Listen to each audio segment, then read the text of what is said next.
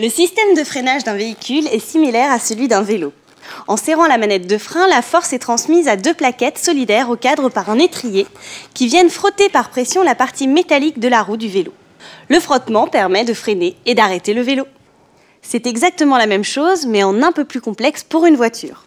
Les freins tambours, généralement situés à l'arrière des voitures, fonctionnent exactement de la même manière. Le bon état de tous ces éléments garantit la sécurité du freinage.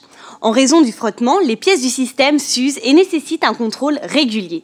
Le contrôle se fait sur les plaquettes et disques. Le liquide de frein se change tous les 50 000 km et se vérifie avec les niveaux autour du moteur. Dans le système de freinage, les garnitures des plaquettes qui frottent contre le disque de frein s'usent rapidement. Elles sont à remplacer en moyenne tous les 30 000 à 40 000 km. Sur certaines voitures, un témoin lumineux s'allume au tableau de bord, déclenché par un capteur au niveau des freins. Il permet d'avertir l'usure critique.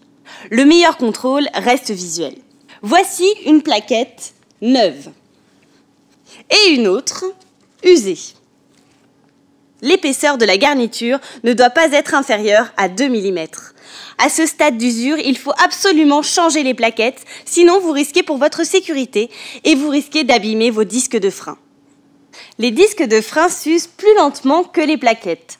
Quand il a perdu 1 mm de chaque côté, il est considéré comme hors cote et doit être lui aussi à son tour remplacé. Il existe d'autres cas où le disque doit être changé. Un disque dont la plaquette trop usée a frotté le disque fer contre fer. Un disque voilé, il se fait ressentir par une vibration à la pédale lors du freinage. Et beaucoup plus rare, un disque fêlé ou cassé doit être immédiatement changé. Lorsque vous changez vos disques ou plaquettes, faites attention à bien vérifier la compatibilité avec votre voiture et avec les pièces elles-mêmes. Il existe plusieurs types de montage. Pour les plaquettes, il faut faire attention à ce qu'elles aient la forme compatible avec le disque et l'étrier. De même pour les disques, il faut qu'ils aient la même taille que les anciens. Le même type de montage et bien sûr faire attention à remplacer un disque plein par un plein et ventilé par un ventilé. Les opérations mécaniques de démontage et de remontage sont relativement aisées. La seule difficulté est que beaucoup d'éléments sont très serrés et utilisent du frein-filet. Le frein-filet est une patte bleue sur le pas-de-vis qui empêche la vis de se desserrer sous l'action des vibrations des pièces. Il faut parfois utiliser un marteau sur la clé pour desserrer les écrous.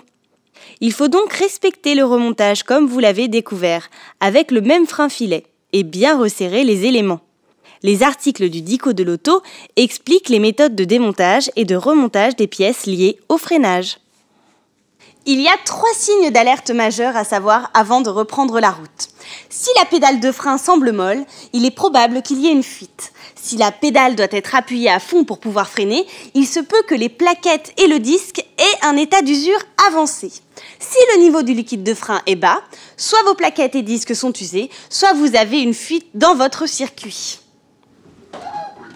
Voilà, vous connaissez tout sur le système de freinage. À vous de jouer. Salut!